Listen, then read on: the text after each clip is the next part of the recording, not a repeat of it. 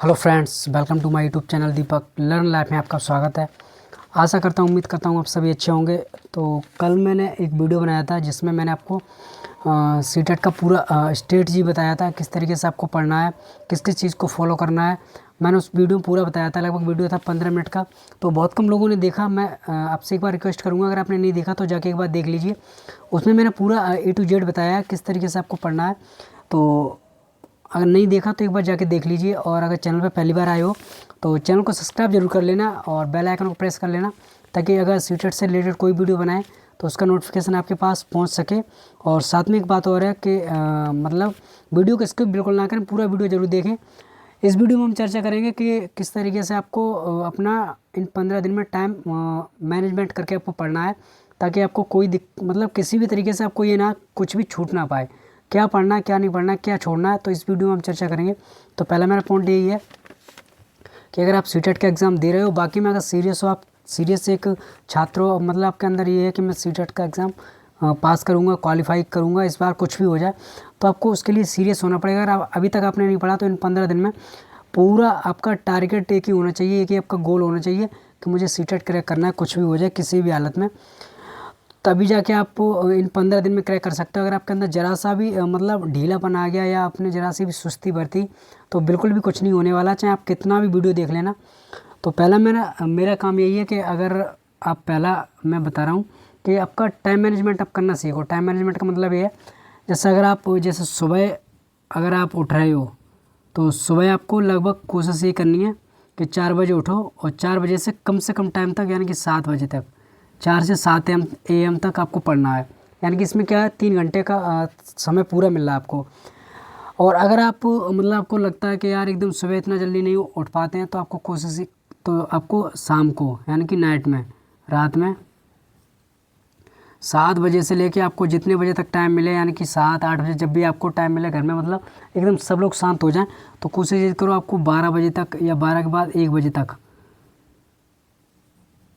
12 या 1 बजे तक आपको पढ़ना है शाम को। तो अगर आपको पढ़ रहे हो तो मतलब पता ही नहीं पड़ता है। अगर आप सीरियस अगर कैंडिडेट हो तो टाइम आपको खुद नहीं पता पड़ेगा, क्योंकि जब मैं पढ़ता था तो मुझे खुद ही नहीं पता पड़ता था। कभी कभार 2-2 बज जाते थे जब मैंने मतलब पेपर, जब मैं इसकी तैयारी करता था तो मेरा एक ही टारगेट था, मैं 8:30-9 बजे से स्टार्ट करता था, फिर मुझे ये नहीं पता पड़ता था 1 बज गया या 2 बज गया। तो मतलब मेरा ये रहता था, जब तक अगर मैंने 2 लगाने का सोच लिया तो 2 PYQ लगाता था। अगर मैंने कोशिश ही रहता था दोस्तों में लगाता था, और 2 लगाने के बाद में सुबह, मेरा सुबह का काम ये होता था, जैसे मैं शाम को लगाया, रात में लगाया, मैंने PYQ लगाता था, क्योंकि शांत माहौल रहता था तो पूरा अच्छे से समझ के पढ़ता था मैं। मतलब बिल्कुल भी ये नहीं करता था कि उसमें कुछ भी इस तरीके से जल्दबाजी में पढ़ूँ कि कुछ मुझे मिस्टेक हो जाए। फिर मैं उसे सुबह लगाता था। जब सुबह लगाता तो ये लगता था ये तो शाम को पढ़ा, अब सुबह क्या लगाऊँ, मतलब सब आता है। मतलब जैसे तुम शाम को पढ़ोगे वो सुबह लगाओगे तो सारे के सारे क्वेश्चन क्या होंगे, प्रश्न सॉल्व होते चले जाएंगे। तो तुमको ये लगेगा यार इसको छोड़ो, दूसरा नया पढ़ें।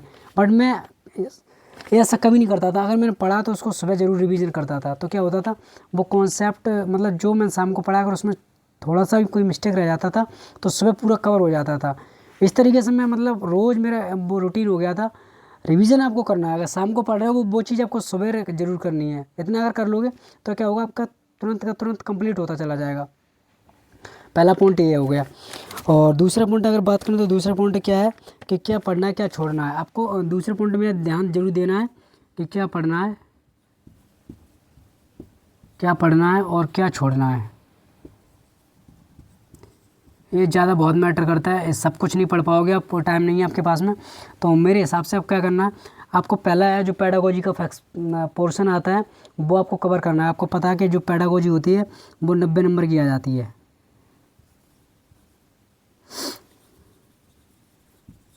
पेडागोजी सेक्शन जो आता है वो पता है आपका 90 नंबर का आता है, जिसके अंदर CDP की बात करें तो CDP 30 नंबर का आता है। बकाया का जो 4 सब्जेक्ट आते हैं उनमें 15-15 नंबर का पेडागोजी देखने को मिलता है, तो 60 नंबर हो जाते हैं। यानी कि 30 नंबर ये, अगर 30 में इसमें इंक्लूड और कर दें हम 60 नंबर, जो मतलब 15-15 आते हैं प्रत्येक सब्जेक्ट से, 4 सब्जेक्ट टोटल हो जाते हैं 90 नंबर। तो आपको इसे नहीं छोड़ सकते। अगर आप इसे छोड़ के आप सोचो कि इसे छोड़ के और कुछ पढ़ लें तो आपको पास करना नामुमकिन जैसा हो जाएगा, इसे क्रैक ही नहीं कर सकते हो आप। तो ये बहुत ज़रूरी है, बहुत ज़्यादा मस्ट भी है आपके लिए। CDP कवर करो, कुछ भी हो जाए आपको 15 दिन में कोशिश ये करो ज़्यादा से ज़्यादा पेडागोजी पढ़ना है, CDB पढ़ना है। अगर आप 30 नंबर की CDB तैयार करोगे तो उसके साथ में 60 नंबर भी आपके तैयार हो जाएंगे, आपको दिक्कत नहीं होगी बकाया एक सब्जेक्ट में। एक तो ये हो गया।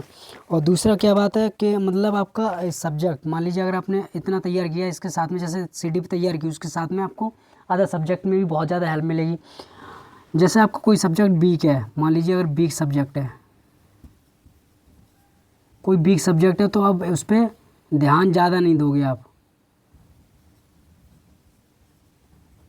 मतलब ध्यान दोगे, मेरा कहने का मतलब ये ज़्यादा नहीं ध्यान दोगे।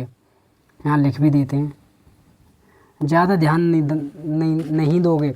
अगर आपने ये सोचा कि मेरा वीक सब्जेक्ट है, उसी के ऊपर पूरा प्रेशर डाल देंगे तो आप सब गड़बड़ कर लोगे। यानी कि अगर आपका जो स्ट्रॉन्ग सब्जेक्ट है उस पर ही और ज़्यादा पकड़ मजबूत बनाइए। अगर आप सब्जेक्ट जितना स्ट्रॉन्ग होगा तो हो सकता है कि आपका जो वीक सब्जेक्ट है उसको कवर कर ले जाओगे अदर सब्जेक्ट में, क्योंकि CTET का एक ही फंडा होता है। उससे ये मतलब नहीं होता किस सब्जेक्ट में आप पास हो, किस में फेल हो। उसका मतलब ये है कि अगर आप OBC ST ST हो, OBC SC और ST अगर हो तो उसका सीधा मतलब है आपका 82 नंबर होने चाहिए। अगर भैया अगर बात करें जनरल हो तो उसका सीधा फंडा है कि 90 नंबर होने चाहिए, बस दैट्स सॉल्व, क्वालिफाई आप, इतना होना चाहिए। ये नहीं है कि आप उसमें, उससे ये मतलब नहीं होता कि प्रत्येक सब्जेक्ट में कितने नंबर होने चाहिए। सब्जेक्ट, उससे सब्जेक्ट से कोई मतलब नहीं होता। अगर आप ये कैटेगरी हो तो आपको 82 नंबर लाना है, अगर आप जनरल हो तो आपको 90 नंबर लाना। कोर्सेज मैंने आपको क्या क्या बताइए। अब लास्ट टाइम है कोर्सेज, तो मैं यही कहता हूँ कि हर एक छात्र को 90+ ही नंबर लाना चाहिए, ताकि अगर उसका सपना ही है हमें टीचर बनना है तो अदर स्टेट में भी फाइट करे। अदर स्टेट में वैकेंसी टीचर की आती है, उसमें जाए, उसमें देखें। ये नहीं है कि आप 82 नंबर लेके आ गए, सिर्फ अपने उत्तर प्रदेश के लिए बैठे हो हाथ पैर धो के कि उत्तर प्रदेश में वैकेंसी आ गई। आपको पता है कि 6-7 साल से बेड़ा गर्क करके रख दिया है, कोई भर्ती नहीं आ रही है, सब बेरोजगार सिस्टम है टीचिंग लाइन का। तो इसलिए आपको कोशिश ही करनी 90+ नंबर लाना है। इसलिए आपका पूरा टारगेट एक ही होना चाहिए, CTET। तो CTET कैसे भी करके आपको पढ़ना है। मैंने बताया यहाँ CDB को छोड़ना नहीं है, और जो बिग सब्जेक्ट है उस पर ज़्यादा ध्यान नहीं देना है।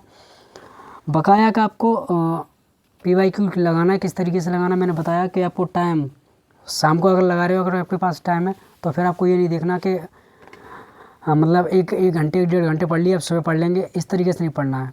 हमने आपको बताया आपको 2 लगाने कम से कम PYQ। यार 24 घंटे में आप 2 नहीं लगा सकते हो, 2 लगाने के बाद में 2 का मतलब है आपको 4 बार लगाना है। दो जैसे लगाया आपने, उसका रिवीजन भी फिर 2 बार करना है प्रत्येक का। 4 बार हो गया। इस तरीके से लगा के रिवीजन करो, यानी कि 2 सेट अगर आपने लगाया 24 घंटे में तो 24 घंटे में कंप्लीट कर लो 2 PYQ को। यानी कि पूरे एक साल में 2 बार होता है, तो प्रत्येक साल का कंप्लीट करते चले जाओ। तो होगा क्या, आपने अगर मान लीजिए 4 लगा लिए, 5 सेट लगा लिए, 6 दिन में अगर आपने 6 कंप्लीट कर लिए तो फिर एक बार 6 बार रिवीजन मार दो उन्हीं का। तो आपके पास में क्या हो जाएगा, उसका बहुत ज़्यादा स्ट्रॉन्ग हो जाएगा। आपका जो पढ़ोगे बहुत अच्छा स्ट्रॉन्ग होगा। टाइम मैनेजमेंट करना आपको आ जाएगा, एकदम टाइम मैनेजमेंट करना सीख जाओगे, कोई दिक्कत नहीं होगी उसमें, क्योंकि जैसे ही प्रश्न पढ़ोगे तुरंत ही क्लिक कर जाएगा दिमाग में, हाँ इसका उत्तर ये है, तो तकलीफ़ नहीं होगी। और मैंने आपको एक लास्ट है कि इसका तीसरा पॉइंट ये है कि जो पढ़ो कंप्लीट करो।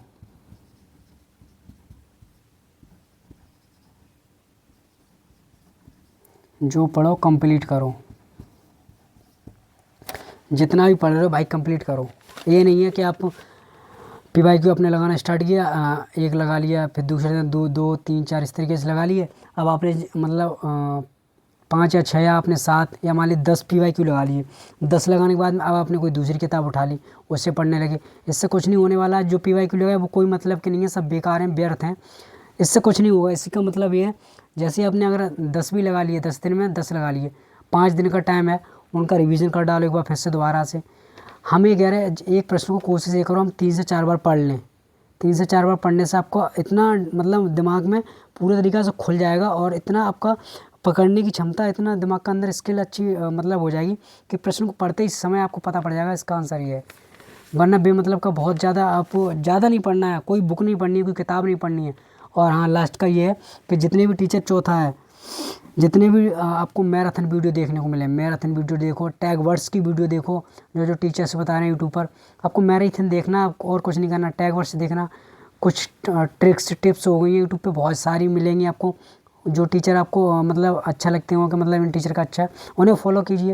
यूट्यूब पे तो बहुत ज़्यादा आपको पता है ज्ञान है, बस लेने वाला होना चाहिए। तो आपको इस तरीके से फॉलो करना, अगर इस तरीके से फॉलो करना सीख जाओगे, यार 15 दिन क्या, अगर मैं सही बता रहा हूँ 10 दिन में भी अच्छा खासा इंसान कवर कर लेगा। एक बार अगर आपका सीटेट क्वालिफाई हो गया, आप एक बार के बाद फिर कितनी बार दोगे, बिना पढ़े दोगे तब भी क्वालिफाई करते चले जाओगे। बस पहली बार दिक्कत होती है, आपको पता है कोई भी काम करो पहली बार बहुत ज़्यादा दिक्कत होती है। तो इस तरीके से कोई भी एग्ज़ाम दे रहे हो तो पहली बार उसका आपको बहुत ज़्यादा अच्छे से तैयारी करनी है और सीरियस होना है। मैंने आपको क्या बताया, सीरियस होकर पढ़ना है। तो वीडियो कैसा लगा, अगर वीडियो अच्छा लगा हो तो वीडियो को लाइक कर देना, चैनल को सब्सक्राइब भी कर लेना, ताकि इससे रिलेटेड कोई वीडियो बनाए तो उसका नोटिफिकेशन आपके पास पहुंच जाए। आप लोग सब्सक्राइब नहीं करते, सबसे बड़ी दिक्कत यही है यार। सब्सक्राइब करो, उससे क्या होता है मुझे ही मोटिवेशन मिलता है। तो thank you so much, wish you all the best.